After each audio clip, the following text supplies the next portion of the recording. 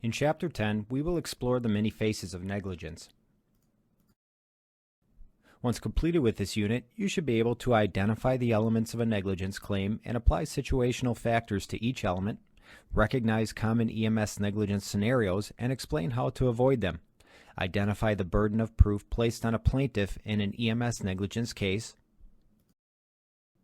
Apply knowledge of negligence to the special factors involved in EMS patient refusals to explain their special high-risk nature. Analyze best practice in the areas of training, record keeping, and equipment logs and their significance in defense of a negligence claim. And distinguish best practices to avoid liability during emergency vehicle operations. To begin our exploration of negligence, consider the following scenario. Your crew responded to a young child with a high fever and febrile seizures. There was a 13-minute response time because the crew was lost. Once the crew arrived, the providers appeared nonchalant as they attended to the child who had been seizing for a considerable period of time. While en route to the hospital, the crew received an order from medical control to administer diazepam to stop the seizures and allow the patient to breathe normally. Unfortunately, the paramedic realized she forgot the key to the ambulance's narcotics locker back at the station, so the medication could not be administered. Because the seizing child's airway was difficult to manage, it was determined the child was deprived of adequate oxygenation for at least 40 minutes by the time the ambulance reached the hospital. The child did survive, but suffered significant brain injury due to hypoxia and is now unable to effectively communicate and is confined to a wheelchair. Unfortunately, that is not where the story ends. When you conduct an internal investigation into the case, it is discovered that the paramedic who prepared the patient care report falsified much of the information, including vital signs and medication administration information. The paramedic also tried to make a case that the seizures were so severe that the medication ordered would not have stopped the seizures anyway, so there was no direct causation between the inability to give medication and the patient's outcome. Claims were made for the severe personal injuries suffered by the child secondary to medical malpractice. While the law in your state does not allow claims against responders individually, except in cases of gross negligence, it does permit claims against the employer, who can be held vicariously liable for the actions and negligence of its employees. Given this scenario, do you believe the paramedic's inability to access and administer the medication was not only negligent but a crime? Should the paramedic be held responsible for the child's bad outcome? What would you do about the false documentation? What is the EMS agency's liability for the alleged negligent acts of its employees in this case, or generally for that matter? The answers to those questions relate to the topic of legal negligence, which is defined as a failure to exercise the care that a reasonably prudent person with the same level of training would exercise in the same or similar circumstances. Negligence is an area of tort law that addresses carelessness or a lack of reasonableness in one's actions, not intentional harm. For an EMS agency, losing a negligence case correlates to a significant negative financial impact as the agency will have to pay damages. Providers could potentially lose their license or career. In extreme cases, criminal negligence could exist, which could give rise to potential jail time. It was just mentioned that negligence is a part of tort law. Tort actions are civil actions brought by private citizens or entities for a harm suffered at the hands of another person or entity. A defendant who loses a tort claim will have to pay money damages to the plaintiff. This is different from criminal law, in which the government, representing the people, files charges against a person for a wrong suffered by society as a whole, even if it is a single individual who is harmed by the criminal conduct. Penalties for criminal convictions can include not only fines but jail time as well. In states with capital punishment, the loss of one's life is actually a possibility if convicted of first-degree homicide. The goals of tort law are to place the victim back into the position he or she was in prior to the tortious act, compensate the plaintiff for his or her injuries, shift the cost of the injuries to the people or entities responsible for causing them, and to discourage others from similar careless behavior in the future. In many instances, it is not possible to return the plaintiff to the position he or she was in prior to the tortious act. For instance, if someone loses a limb in a car accident, there is no way the courts can give the person that limb back. As a result, the courts function under the legal fiction that money is a substitute for such a loss, thus the compensation for injuries. Generally speaking, negligence is conduct that falls below the standards established for the protection of others against unreasonable risk or harm. Stated another way, negligence is the failure to act reasonably toward another, causing damages. To go a step further, an intentional failure to perform the duty expected by a reasonably prudent person is considered gross negligence. To break negligence down into its fundamental components, most textbooks recognize 4 elements required for a successful negligence claim: duty to act, breach of duty, causation, and damages. Some textbooks list the elements of negligence differently. Causation, for instance, is actually comprised of 2 types of causation: proximate cause and actual cause. Some authors also recognize the absence of any defenses to negligence as being an element to a successful negligence claim. Ultimately, regardless of how many elements a particular author may list, negligence can be broken down into these 4 elements: duty to act, breach of duty, causation, and damages. The first element to negligence, duty to act, refers to a person's duty to someone else to either act or refrain from acting. When an EMS agency is in a situation where it is responsible for a patient, the agency, and its employees as appropriate, owe that patient a duty to act. The duty owed to the patient is one of reasonableness. This duty continues until there is some intervening occurrence or expiration of time that terminates that duty. For the EMS crew, that duty ends once the patient care is transferred to a definitive care facility, such as a hospital emergency department. As a result, the crew should ensure it creates and preserves accurate records of not only their interaction with the patient, but also the transfer of care to another healthcare provider. As soon as an EMS unit starts responding to a call for service and the caller has a reasonable expectation of that response or is relying on that response to his or her potential detriment, the obligation to the patient, or duty to act, begins. That duty is then only terminated when the patient is transported and care is transferred to another healthcare provider at or above the level of the EMS crew, the patient refuses treatment and/or transport, or the patient is declared dead on the scene in accordance with appropriate service protocols. Simply stated, if an EMS provider is on duty and a call for service comes in, that provider has a legal obligation, a duty, to the patient for whom he or she is responding. Once a duty to act is established, the next element to prove in a negligence case is a breach of duty. Such a breach occurs if an EMS provider owes someone a duty and fails to do something that he or she was required to do, the provider did something he or she should not have done, the provider did something incorrectly or inappropriately, or the provider failed to conform to the required standard of conduct. In a negligence case against an EMS provider, proving a breach of duty is typically the key factor in sustaining the lawsuit, as duty, causation, and damages are typically easier to establish. Remember that the duty owed to someone else is the duty to act reasonably toward another person. When determining if a breach occurred, the court will use something called the reasonably prudent person standard, in which the court asks what a reasonably prudent person would have done in the same or similar circumstances.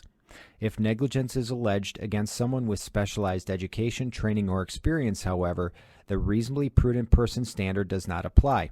Rather, the courts will use a reasonably prudent professional standard, which asks what a reasonably prudent professional with equivalent education, training, and experience would have done in the same or similar circumstances. This standard does not consider what the individual EMS provider, the person being sued, thought was reasonable. Rather, it creates this imaginary prudent professional and seeks to determine what would have been reasonable for that prudent professional to do under the circumstances, assuming that prudent professional had the same education, training, and experience as the person being sued. Within EMS, the reasonably prudent professional follows the accepted standard of care, which could be established through numerous avenues, such as EMS textbooks, journal articles, protocols, and/or expert witness testimony. While the next element of negligence is causation, we will skip ahead to damages first to facilitate the discussion. For a plaintiff to ultimately win a negligence lawsuit, the plaintiff must show that he or she suffered some type of harm as a result of the breach, which ties to causation, which we will discuss momentarily. Damage awards may include punitive damages if the plaintiff's conduct is considered significantly wrong or bad by the court. Physical injuries are typically pretty easy to prove, and there are numerous resources that equate a specific financial impact to specific types of injuries. Other damages, such as emotional or financial, can be a little more difficult to establish or quantify. Loss of consortium, loss of income, direct financial losses, such as the need to replace a totaled car, and medical expenses are just some examples of the types of damages for which the court must determine an equivalent financial amount to be reimbursed. Courts cannot magically heal people or easily replace personal property, so the court uses a legal fiction that holds everything has a financial worth or a cost associated with it. This results in the award of financial damages if the defendant loses the case. Lastly, as mentioned just briefly with damages, the defendant has to be legally responsible for the plaintiff's damages. That means that the defendant's actions or lack thereof were directly related to the plaintiff's damages. But for the defendant's actions, would the plaintiff have suffered the harm? If not, then there is actual causation. Were the damages suffered by the plaintiff foreseeable, or should they have been? If so, then proximate cause exists. A case for negligence can be made at virtually any stage of a call. While it is easy to think of negligence within the auspices of providing patient care, negligence can also arise from EMS agency management, the dispatch center, or even the manufacturer of patient treatment and transport equipment. Litigation is time-consuming, difficult, expensive, and stressful for the agency and the involved providers. As a result, safeguards against litigation should be employed in everything the provider does. So what is an EMS agency's responsibility in a negligence action? Why should you, as a leader or manager within your EMS organization, care about this? The agency itself, as a standalone legal entity, may not have acted unreasonably. The unreasonable action was on the part of a licensed EMS provider who just happened to be the agency's employee or agent. Does the service bear any liability? The answer is that the law recognizes employers as being responsible for the actions of their employees so long as those actions are within the scope of employment. This doctrine, known as respondent superior, means that the master is responsible for the actions of the servant, so to speak. Respondent superior is actually Latin for let the master answer. If an employee is acting within the scope of his or her employment, which generally means the employee was doing his or her job, the employer is automatically liable for the negligent acts of that employee. In many instances, the liability of the employer is such that the employee is indemnified by the employer, meaning that the employer is completely responsible for the employee's actions. Any damages awarded to the plaintiff are paid 100% by the employer. Even if the employee is a volunteer, that volunteer is a servant functioning underneath his or her master, the EMS agency. Ultimately, EMS providers work with little direct supervision and must be trusted to follow policies and protocols and conduct themselves professionally at all times. EMS providers also have access to a patient's home or place of business and must have the utmost respect for the patient and his or her belongings. By providing these services and using employees to do it, the EMS agency is exposing itself to significant liability for the bad actions of its employees and must take affirmative steps to protect itself against lawsuits resulting from their bad or negligent acts. To begin identifying ways to minimize potential liability, an EMS agency has to confirm that its providers are currently licensed and/or certified to provide EMS services within the jurisdiction. In an earlier chapter, we talked about safety and the risk associated with driving emergency vehicles. EMS agencies have a great deal of liability by virtue of operating ground ambulances on public streets and highways. To minimize that risk, all EMS agencies should have a structured emergency vehicle operator program that also includes a practical component. While an EMS provider may be licensed or certified to provide EMS services, that does not necessarily mean that provider is competent to practice medicine in the field. EMS agencies should ensure new employees are tested to confirm their medical knowledge base, skills, and decision-making ability. A complete background investigation of new employees should also occur. Believe it or not, just because someone is licensed or certified to provide EMS services does not mean that person has a clean criminal background. If a provider used to live in another state, for instance, there could be a significant criminal history in the previous state that the current state licensing agency never even knew about. Once a person is hired by an agency, it is incumbent upon that agency to ensure ongoing continuing education and training is required of and provided for its personnel. To ensure the employer can prove the steps it takes to minimize the probability of negligent acts and harms to patients and the public, maintaining detailed records of employee hiring, orientation, and training is a necessity. One common area of exposure to lawsuits is in a negligent response, where a response is significantly delayed to a patient and the patient acted in detrimental reliance on the service. If something like that occurs, the service should first find out where the problem occurred. Was this a dispatching error, or did something happen after the dispatch process that delayed patient care? In some communities, contract provisions between the community and the EMS agency will outline response standards. In the case of municipal agencies, NFPA standards are often used.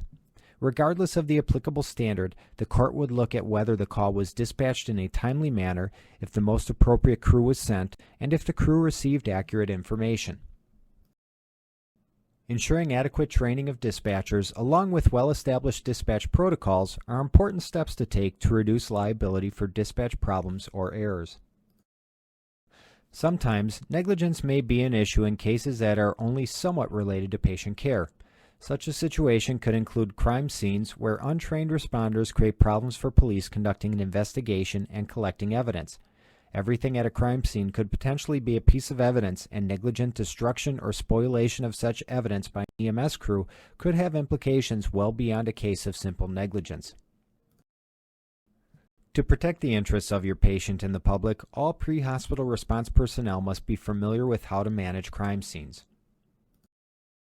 Another area that can give rise to EMS negligence is a failure to obtain consent. This is not often an issue, as consent is frequently implied, but if consent is withheld and an EMS crew acts anyway, it could give rise to some significant liability or even be considered a crime. A harmful or offensive touching without consent or privilege is considered battery, which can be both a crime as well as a civil wrong. Many people use the terms assault and battery interchangeably, but battery is the more egregious crime or bad act of the two. Assault is commonly defined as an attempted battery or to place someone in apprehension of a battery. Battery is the actual physical touching itself.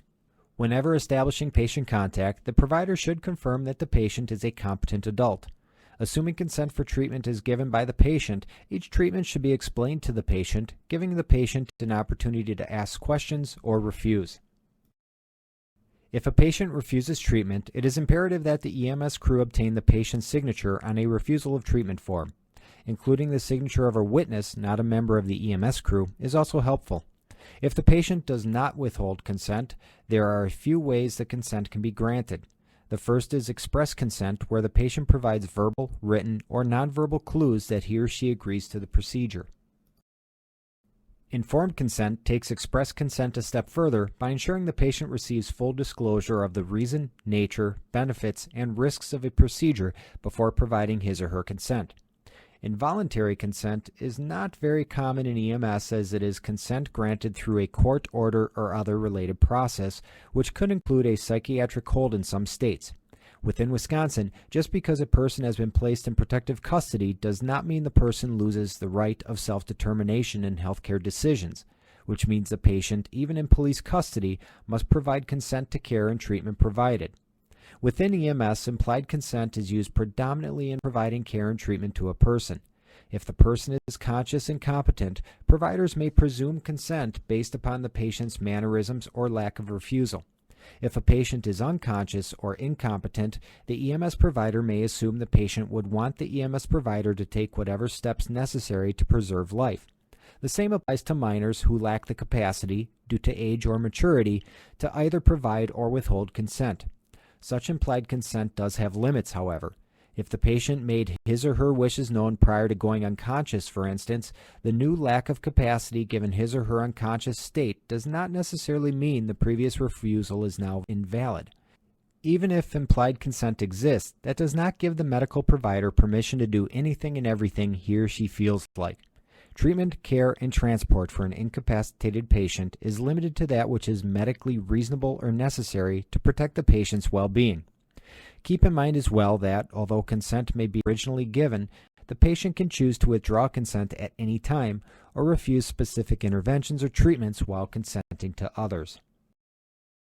Equipment failures can also give rise to liability for negligence. There is a reasonable expectation that EMS providers inspect, maintain, and test their equipment on a regular basis to ensure proper functioning and safety.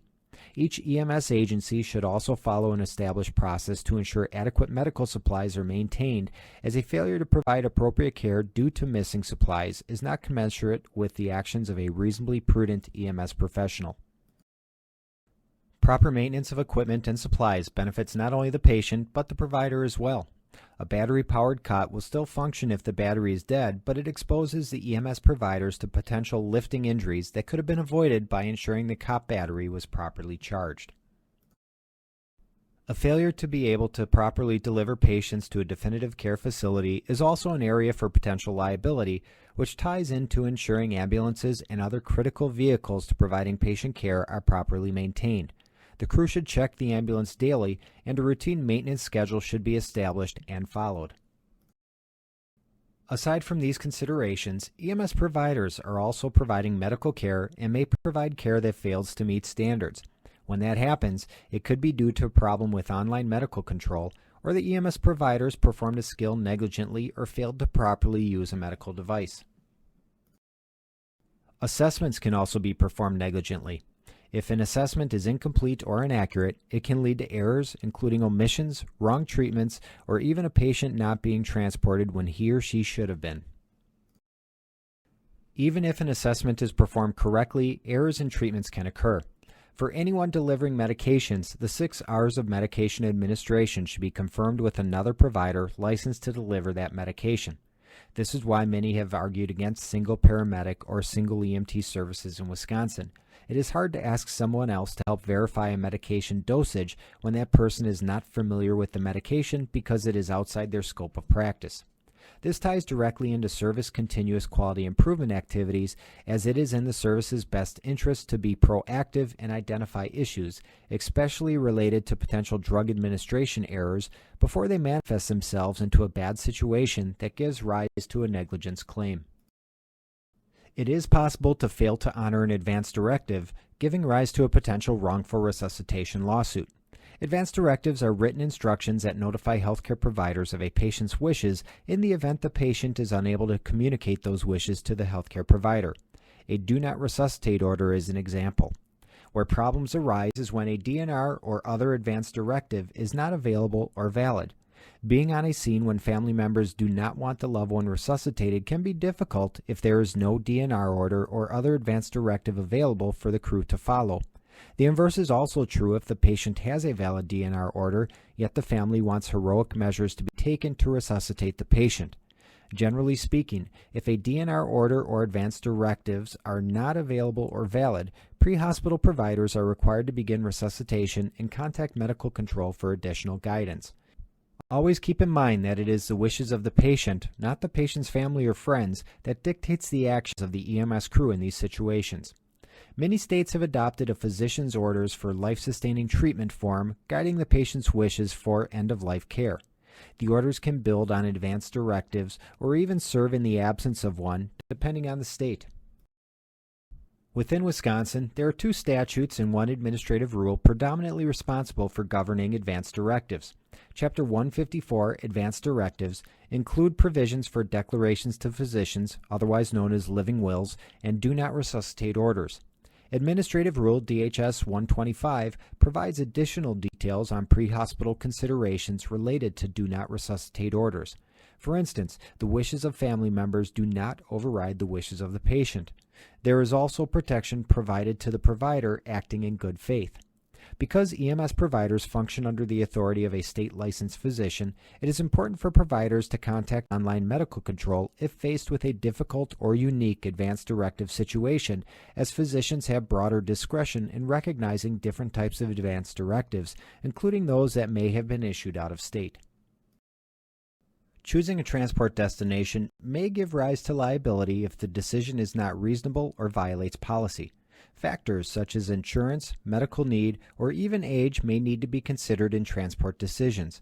Some medical systems and cities have specialty hospitals, and transport to those facilities rests on making the decision in the field for either ground transport or air ambulance.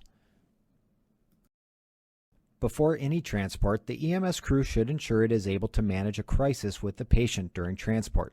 If not, that should impact the transport decision, such as calling for an intercept, handing the patient off to another service with higher licensed providers, or transporting to a closer facility. Once at the hospital, the EMS personnel must follow an appropriate patient handoff process that involves interacting with the receiving facility staff. EMS crews should ensure the handoff process is documented. Many services even require the signature of a nurse or other appropriate facility staff member to formalize the patient handoff process. The negligent or intentional release of confidential patient information can be a source of liability as well. Communications between the provider and patient are protected by HIPAA, as well as any patient-protected health information. In addition to HIPAA, many states have their own patient privacy laws. Patient confidentiality is protected in Wisconsin by Chapter 153 of the state statutes. A failure to ensure patient confidentiality and protect patient information can give rise to both civil and criminal liability, depending on the nature and extent of the disclosure. Under HIPAA, EMS agencies are required to establish safeguards against unauthorized disclosure of a patient's protected health information. Beyond the remedies defined within HIPAA and state law, patients may also be able to sue EMS providers for defamation, libel, slander, or invasion of privacy if patient information is illegally shared. Maintaining proper and adequate documentation is important for not only documenting patient care, as a report becomes part of the patient's healthcare record, but that documentation becomes critical if your service finds itself in a lawsuit. Litigation generally does not occur until many years after the actual medical response. The patient care report should provide proof of accurate assessment, treatment, and transport decisions. Because the burden of proof is on the plaintiff in a lawsuit, a well-written and accurate patient care report may prove vital to thwarting the lawsuit.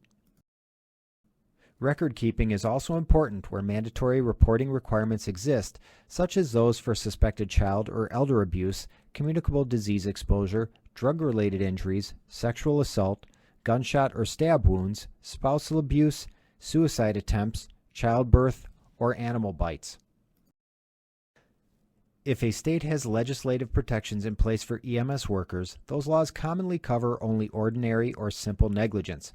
This type of protection assumes emergency care was provided, the provider was not grossly negligent, and that the provider acted in good faith. Within Wisconsin, such protection is available only for public employees by virtue of civil liability caps. Private EMS companies and providers do not enjoy the same protections and should ensure adequate insurance is in place to protect against medical malpractice and negligence claims. While not necessarily applicable to all EMS providers, many states, Wisconsin included, have laws to protect people who assist victims in emergent situations.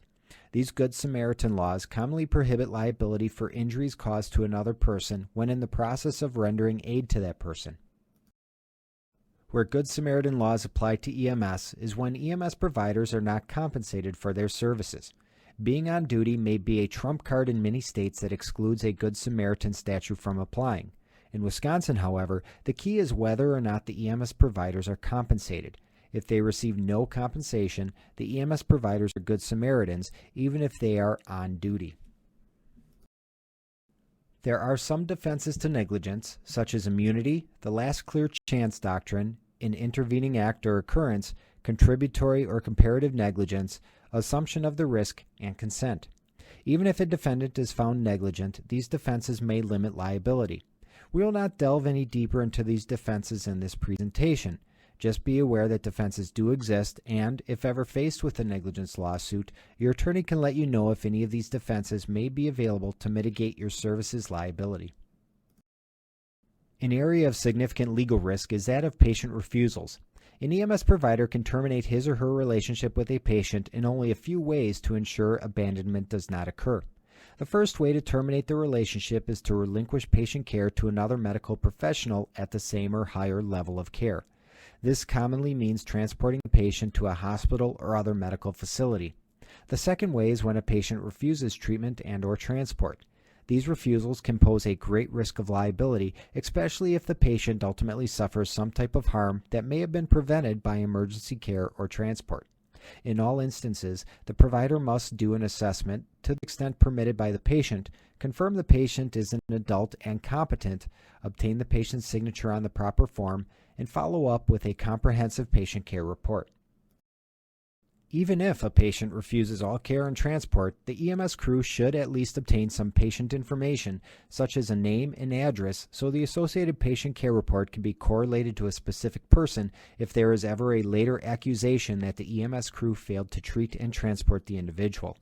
In the event a patient is deceased, an appropriate assessment should still be conducted to the extent necessary to confirm death, and a patient care report must be completed. Every so often, there is a news story about a patient declared dead by an EMS crew when the patient was not actually dead. Obtaining a core body temperature, ECG, or other diagnostic information is important in cases where death is not necessarily obvious, and maybe even in obvious cases too. Adequate documentation must also be available in which those findings are recorded. Services should have forms prepared ahead of time with input from an attorney for use in refusal of care or service scenarios. If the patient refuses against the advice of the EMS crew, there may actually be an against medical advice form or a section on the standardized refusal form to indicate the crew advised the patient to seek care and transport.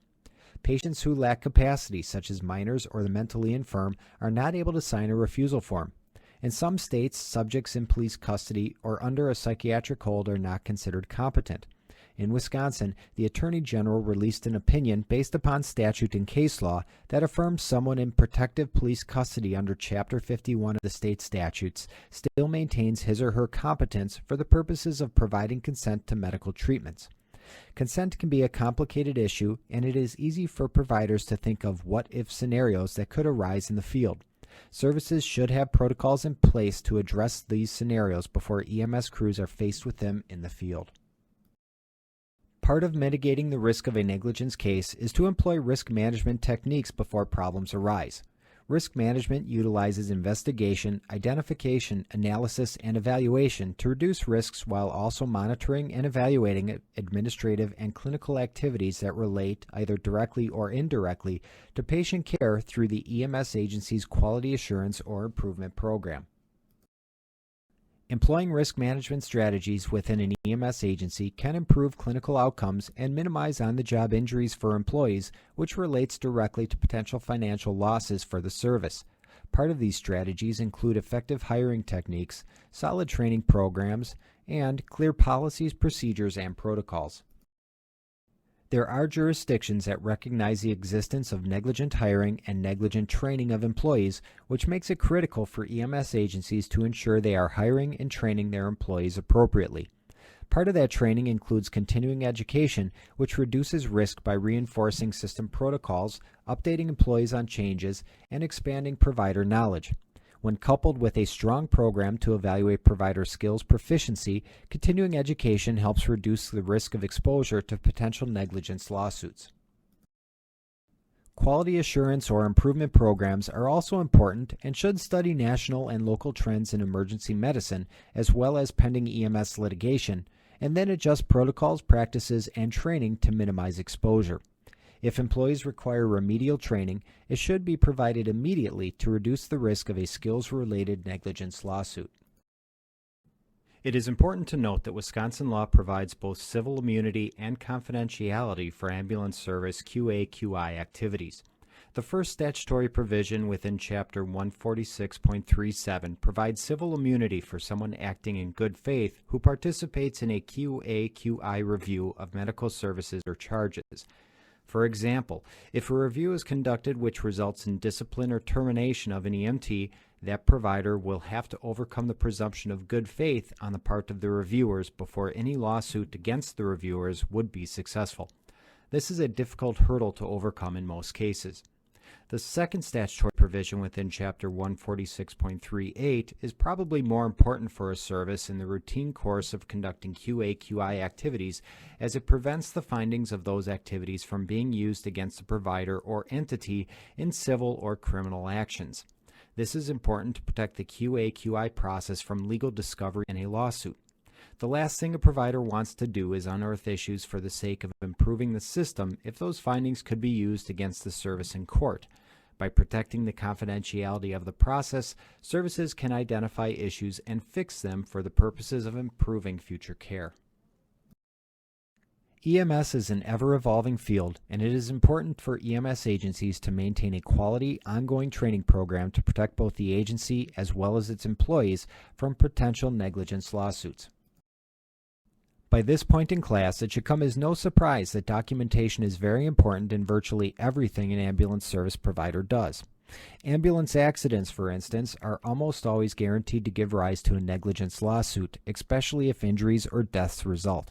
Elements such as the age and condition of the ambulance, when the ambulance last received maintenance, and if the ambulance had any mechanical issues that could have contributed to the accident are all potential factors to be considered within a lawsuit following an ambulance accident. Documentation of maintenance is important, as is documentation of driver training, to mitigate negligence claims related to unreasonable driving or ambulance maintenance. Maintenance records should be maintained on all biomedical diagnostic and patient treatment equipment, especially cardiac monitors and AEDs. If the EMS agency lacks good documentation of its training and maintenance program, it lacks the proof necessary to defend against a related negligence lawsuit. If documentation exists that proves appropriate patient care, adherence to policies and procedures, and equipment maintenance, it becomes harder for a plaintiff to prove negligence. Related to ambulance maintenance is ambulance operation or driving. For years, it was not unusual for EMS agencies to drive on an emergency basis to everything. It was a necessary evil for all 911 responses, and accidents, while unfortunate, were simply accepted. Times have changed, however, and there is a significant body of growing case law that recognizes ambulance drivers are responsible for their actions while driving an ambulance. In some cases, ambulance drivers have been found criminally negligent for their lack of reasonableness while driving, resulting in jail time. The last thing an EMS provider wants is to injure or kill another person, whether that be a crew member in the back ambulance or a member of the general public who happened to be in the wrong place at the wrong time. Adequate driver training is critically important to prevent these unfortunate occurrences. Every EMS agency should have driving policies in place. These policies should address the safe driving of an ambulance as well as response priorities. Responding on a lights and siren basis for a non-emergent call exposes the service and the public to an unnecessary risk that could be avoided through response priority protocols. In instances where lights and siren are prudent, remember that the ability to disregard certain rules of the road, such as speed, direction of travel, or turning prohibitions, are privileges, not rights. Every ambulance operator must drive with due regard. The operator must exercise reasonable caution given the circumstances. If an accident occurs, there is usually an assumption that the ambulance driver was not operating the vehicle with due regard, which supports a finding of negligence. Many states specifically maintain that the driver of an emergency vehicle is not exempt from civil liability or criminal culpability if he or she is driving without due regard. Within Wisconsin, Chapter 346.03 sub 5 of the state statutes stipulates specifically that emergency vehicle operators must drive with due regard under the circumstances for the safety of all persons. The statute goes on to state that the exemptions from following the rules of the road do not protect the operator from the consequences of his or her reckless disregard for the safety of others. Arriving safe is more important than not arriving at all. Driving with due regard is a must, and EMS agencies must be able to show adequate training or risk significant liability for ambulance accidents if one occurs. It is also important to note that civil liability caps in the state for governmental entities are increased for motor vehicle accidents from $50,000 or $25,000 for a volunteer fire department to $250,000. Private EMS agencies do not have any civil liability cap protection. With that in mind, safe driving is obviously very important to EMS agencies in reducing exposure to legal risk. Another emerging issue that needs to be addressed within the EMS community is that of provider fatigue. According to EMS World, a 2009 survey indicated more than 54% of EMS agencies still use 24-hour shifts. On slower services, this may not be an issue. For those services with a decent call volume, however, this creates significant issues for not only the service but the providers, as sleep deprivation can result in impaired judgment, slower reflexes, fine motor skill degradation, and other related symptoms. One study actually suggests that sleep deprivation is not much different than alcohol intoxication in the way it influences the person, and that going without sleep for 24 hours results in impairment equivalent to a blood alcohol level of 0.1%, which is well over the legal limit of 0.08 for driving a vehicle. Studies by the military have also linked chronic sleep deprivation to lack of mental and psychological well-being, increasing the risk of suicides and other similar issues. Fatigued EMS providers have fallen asleep at the wheel, resulting in vehicle crashes. There is also a very real risk of medical errors and less appropriate patient care. While this topic was not discussed within the textbook, it is easy to see how fatigued providers can create liability for a service by virtue of medical errors or bad driving. Chronic fatigue also takes a toll on providers, impacting their overall physical and mental health and well-being. As EMS leaders, it will be your responsibility to work on improving the system to combat provider fatigue. Returning to the scenario at the start of the presentation, the EMS agency definitely had a duty to the patient, and there was a breach in that standard of care. The question then becomes one as to whether or not the delay or inability to provide medication actually contributed to the bad outcome. The patient had damages, but did the actions or omissions of the EMS crew in this case contribute to those damages? Was there causation? That is the question. As for falsifying information on the patient's medical record, that is a problem that must be addressed by the agency. If this occurred in Wisconsin, the Department of Health Services EMS office would be involved as well, which could lead to punitive action against the provider's state EMS license. As in many similar scenarios, better policies, procedures, and training could have avoided many of these problems entirely. Being proactive on the front end is definitely better and less expensive than being reactive after a bad event occurs. To conclude this chapter, EMS providers can be negligent if they deviate from conduct expected of a reasonably prudent professional with the same licensure or certification acting under similar circumstances. There are 4 elements to a negligence lawsuit: duty to act, a breach of that duty, damages because of the breach, and causation. A provider's best protection from liability is to perform thorough assessments, provide appropriate medical care, and maintain accurate and complete patient care records. From a services perspective, employee training records and equipment laws must be current and complete. If a patient refuses treatment or transport, the provider must ensure the patient is a competent adult for that refusal to be valid. In those instances, the patient care report should clearly document the circumstances of the refusal. Lastly, providers can protect themselves from negligence lawsuits by acting within their scope of practice at all times.